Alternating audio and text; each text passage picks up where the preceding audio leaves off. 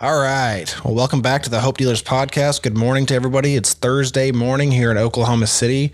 And thank you all so much for joining us for another wonderful episode. We apologize for missing last week. Our entire team was actually on an all-staff retreat.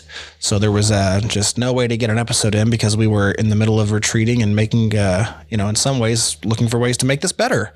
But today is a very, very special episode. We've got a wonderful guest here. And if you're wondering why I'm giving him such a good lead up here, it's because it's my boss joining with us, Mr. Chris Vasquez, the creative director of Hope is Alive. How are you, sir? I'm great. Sean, how are you? I'm awesome. Thank you so much for doing this, man. Of course.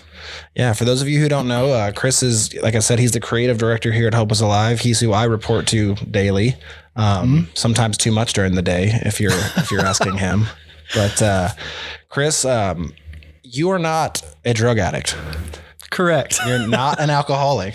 Correct. But yet you work here for Hope is Alive, and you've worked here for the past year? A year, yeah. January 31st was my first day last year. Gotcha. I remember that. Chris actually started while I was at home, sick. And I remember it being kind of weird having to meet my boss, someone who I knew I was going to be working a lot with. I met him over Zoom. Yeah.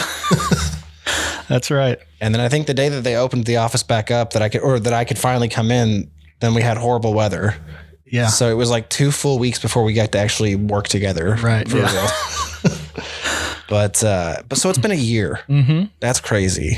It is. It's gone by fast in some ways and seems like a long time in other ways. Yeah. I mean, we stay so busy around here and move so quick that after it's been a year, I think you'll agree, like once you've done all the events, you've gone through, that whole process, you kind of feel like a surly vet after a while. It's like, oh yeah, we've got Inspiring Lunch coming up. I've been there. I've done that, Yep, absolutely. But before we get into your background a little bit, why don't you just tell our listeners a little bit about what your role entails here and all that kind of stuff. Okay. As you said, creative director. Yes. My main role is just making sure that all of the tasks, all of the requests, all of the projects are staying on course, or staying in within our deadlines, and a lot of time management stuff going on. Yes, for sure. Yeah. For sure. And yesterday was a big day for Hope is Alive because we celebrated 10 years. Yes, 10 years. As an organization. That is just so amazing. Still saying it out loud doesn't sound real. It's awesome. It is amazing.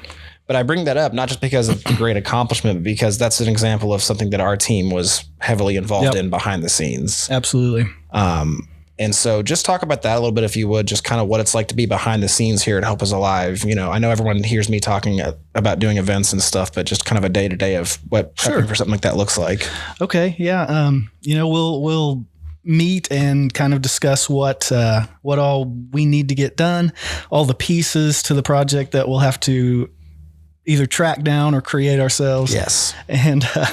And so once we have a direction, we just, I feel like we hit the ground running and start collecting photos, videos.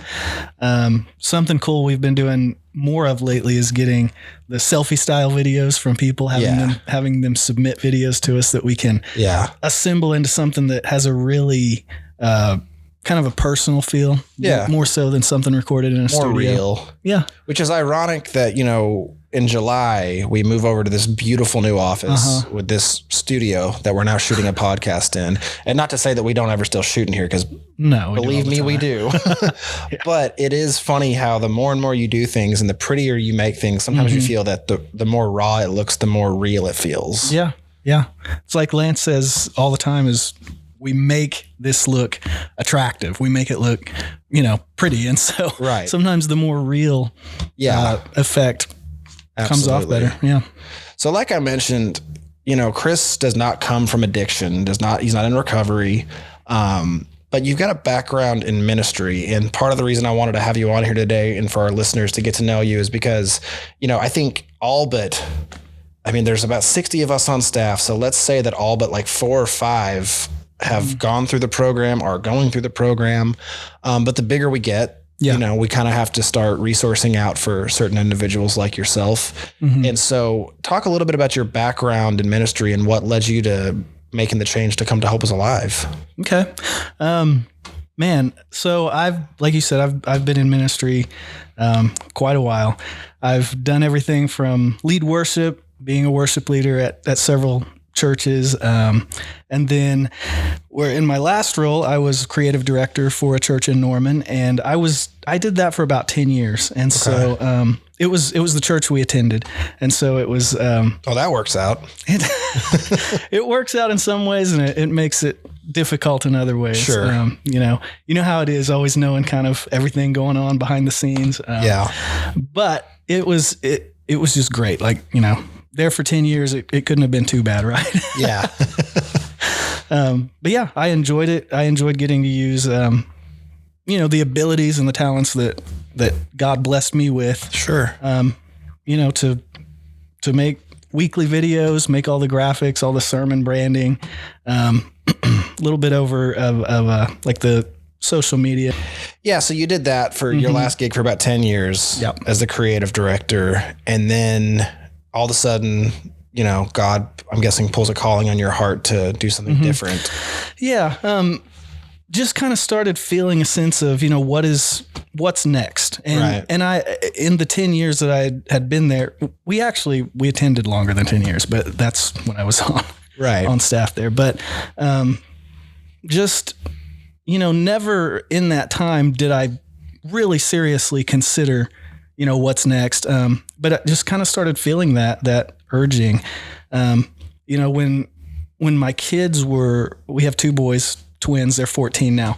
They were born. They're twins, but they're not identical twins. They're not. No, they're fraternal. They're quite different. Yes. I remember when Chris first told me he had twins, and I was like, oh, awesome. Let me see a picture. And I was like, that is not okay. Oh yeah. They're totally different. But, the cool thing about working where I did when they were born is I had so much flexibility. I was able to be with them. I was able to bring them with me if I needed to. Okay. And so the benefit of that, I say all the time, God blessing me with that position at that time, it allowed me to raise my kids instead of, having to dump them off every day someplace. Yeah. And so that, that's a benefit that can't be measured in, money or anything like that. Yeah.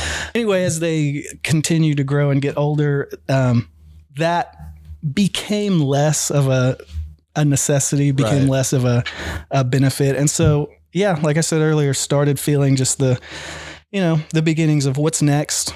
Am I going to be here another 10 years? Is God moving me on to somewhere else? And so, I did kind of start looking around. I applied at a few other places that had graphic design postings, and my sister-in-law actually randomly texted me a job posting at Hope is Alive. Okay. And I said, what is Hope is Alive? And so got on the website and immediately felt like this is an incredible situation. It's an incredible ministry. Yeah. It's not a church, but it's still a ministry. And, and that honestly had a bit of an appeal to me, like not immediately going and working in another church. Sure. Yeah. It's like, it's in the same field, but it's definitely something new. Yeah, exactly. And so, so I actually applied for a graphic design position, and Scott contacted me a few weeks later, and then it was over Christmas, and so didn't hear anything for quite a while. And honestly, I kind of thought, well, that's probably that. Guess that's that. Yeah. Yeah. And then anyway, got another call and interviewed several times, and everything just fell into place. And I told you in one of our meetings one time, it feels, or it seems like kind of just random, but the longer that I've been here, now hitting a year, it was totally a God thing. I completely feel like I was brought here for a reason, for a purpose. And so hopefully I'm able to fill out that purpose, whatever that is. For sure. But you said you applied for a graphic design position. Mm-hmm. And then I'm guessing just through your conversations with Scott and Lance, the need was more. I think so. Yeah. I think so.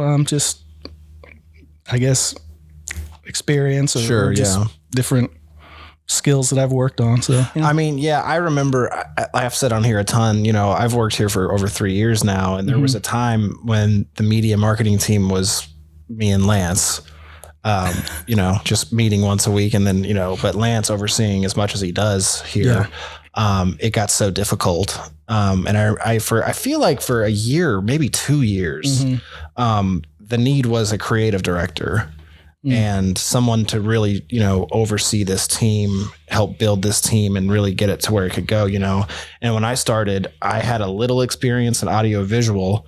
All the rest of it, I was just kind of learning as I went. Yeah. So I will say that having you come in was a godsend. And there's still so many instances that pop up where I tell people, I'm like, oh, thank goodness I have a creative director now. This is so much easier, so much better.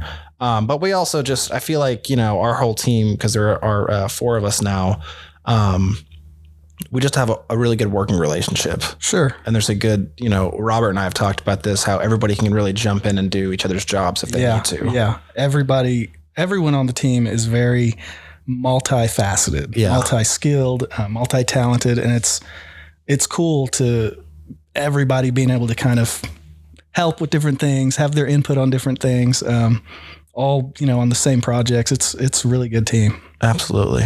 Absolutely. So, one thing I've always wondered, and you and I have talked a little bit about it, but I think our listeners, who are so used to every week hearing us speak to those who have walked through addiction and are now living their best lives possible. You, like you said, you didn't really know what Hope is Alive was whenever you got that link to apply.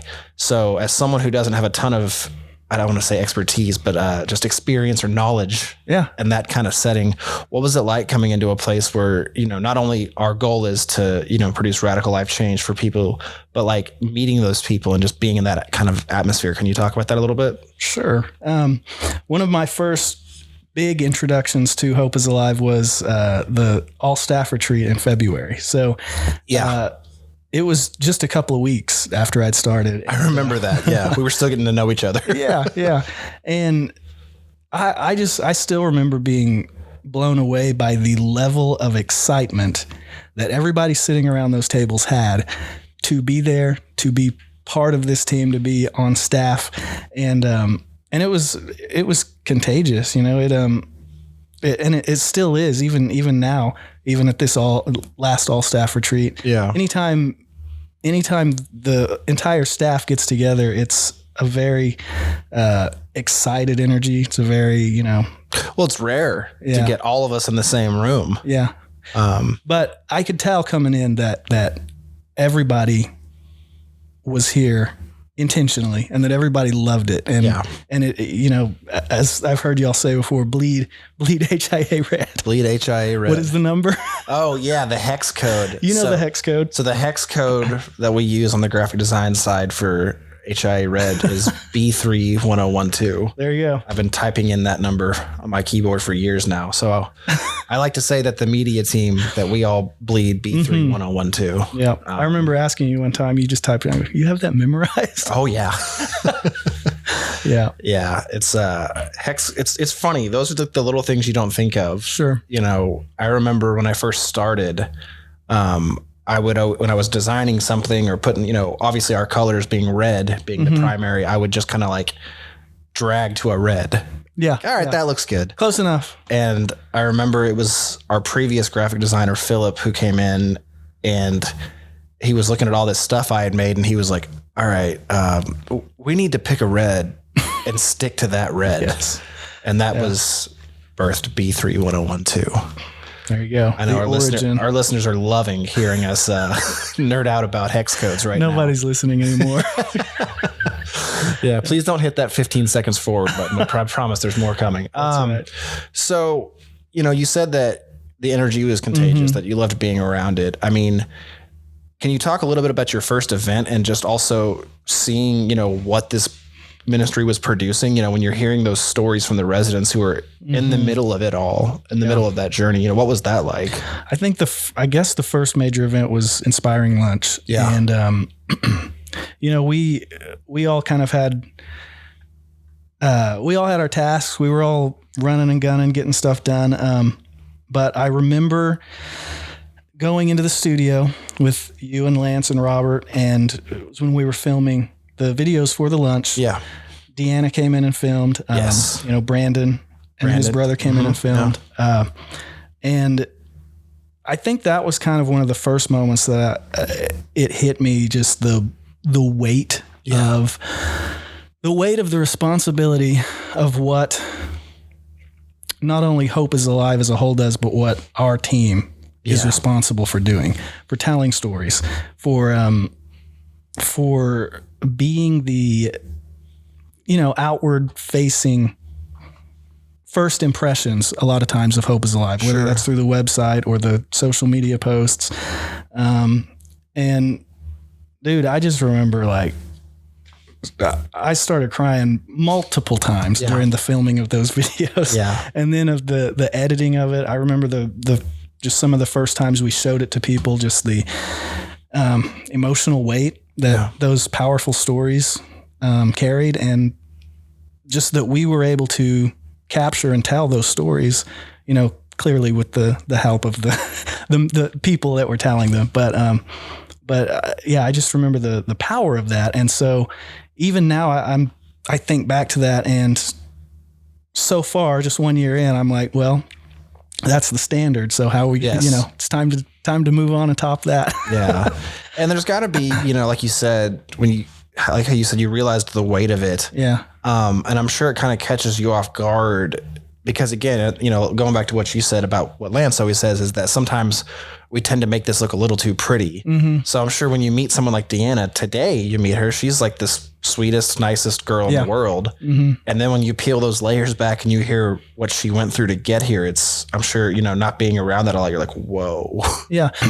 I told Ari one time that what is incredible to me is that the people that I met when I came in here are not the people that they were. The people that they were don't exist anymore. Yeah. I didn't know you in addiction. I didn't know Deanna in addiction. I just know the person that you are today, the person that Robert is today.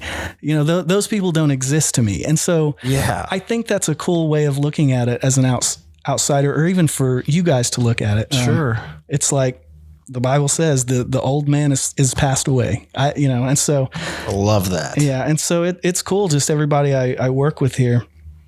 Yeah. I've heard the stories, but that's not who they are to me, Right. That's really awesome. And I think, like you said, for those of you listening, if you are in the program or you're still struggling in addiction or, you're in the middle of this journey, that's a great way to look at it. That old self is gone. Yeah. And it's important to remember too, everybody has their things. Everybody has their problems and their issues. Yeah. That's why we need a savior. Just because I haven't been addicted to drugs doesn't mean that I don't have things that I deal with, that I struggle with. And so it's a lot easier to relate than I think maybe some people would think. Absolutely. So, I love that. Yeah. Very, very well put.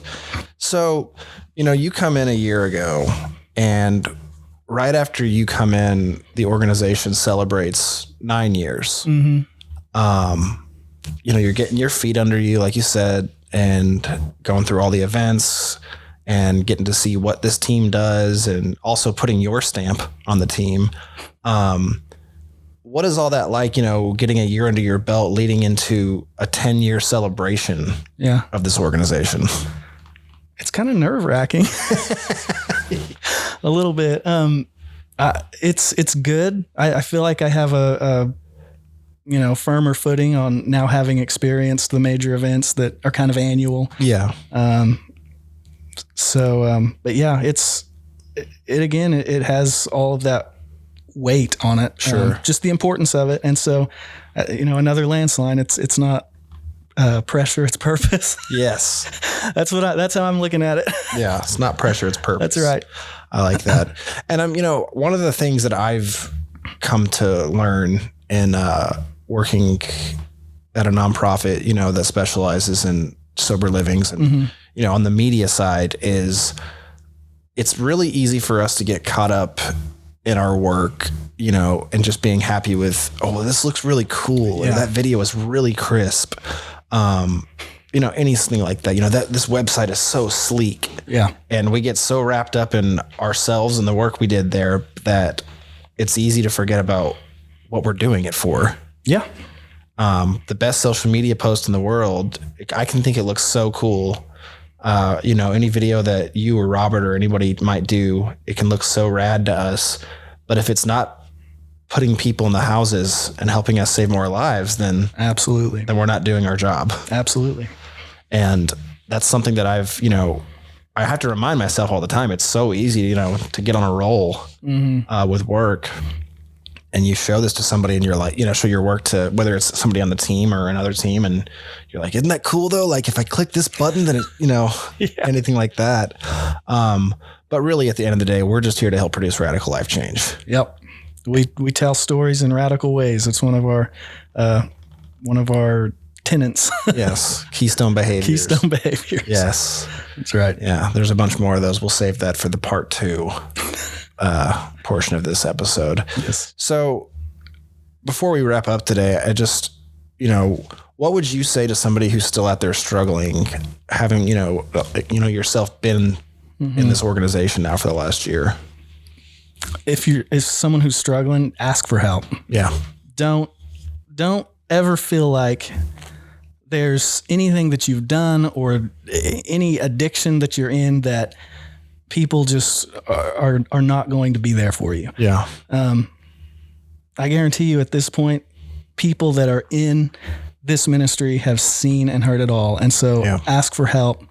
Don't feel like you're alone. Don't be alone because you don't have to be. Right. Absolutely. I love that. Yeah. I mean, we can't help if we don't know. Yeah. That was one of the things. I know it's really hard. I know firsthand it's really hard when you're struggling in addiction to ask for help because sometimes, I know for myself, it was like, if I ask for help, then I have to stop. Yeah. Then it's real. Then it's out in the world. I'm going to have to follow through with this thing. Yeah. Yeah. But like I've said on here before, in our addiction, we're willing to give up everything, all for one thing, substance. Now in this new life, we give up that one thing and we get everything back. Yeah. Yeah. So if you are struggling, like Chris said, please just ask for help. Yeah. Give people the chance to help you. Yes. And Amanda said something really cool last week because I've always been a believer that, well, if someone's not ready, then they're not ready. And that is true to an extent, but Amanda said something really cool that I love. I heard that. Yeah. That it's like, well, they might not be ready, but there's ways to get them ready. Yeah. And you're never really going to be ready in a certain extent. Are we ever really ready? Yeah. Because I think, this is something that I learned early on is that there's no finish line to this thing. Mm-hmm. There's never going to be a day where you can wake up and say, well, I did it. Right. I killed sobriety. Like you do it every day. You cross a finish line, I think, at the end of every day. Yeah. Yes. That's, hence one day at a time. Mm-hmm. I've had to tell my stepmother before, she's like, well, I just don't think you're ever going to have a drink again.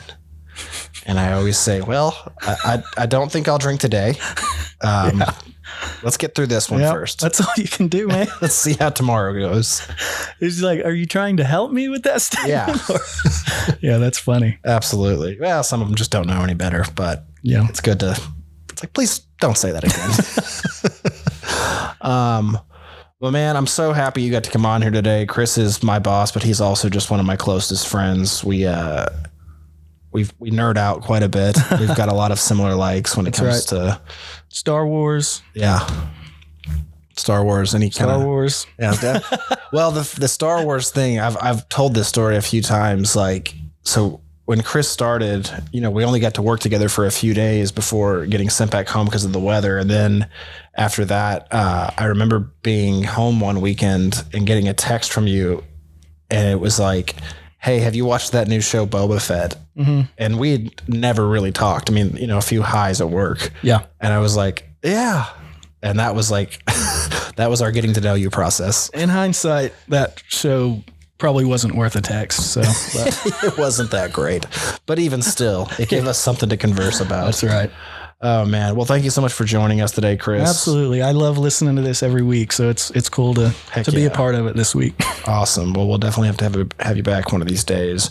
If this is your first time listening to the Hope Dealers podcast, please be sure to subscribe, like, share this with those who need to hear it. And we will see you again next time. This is the Hope Dealers podcast.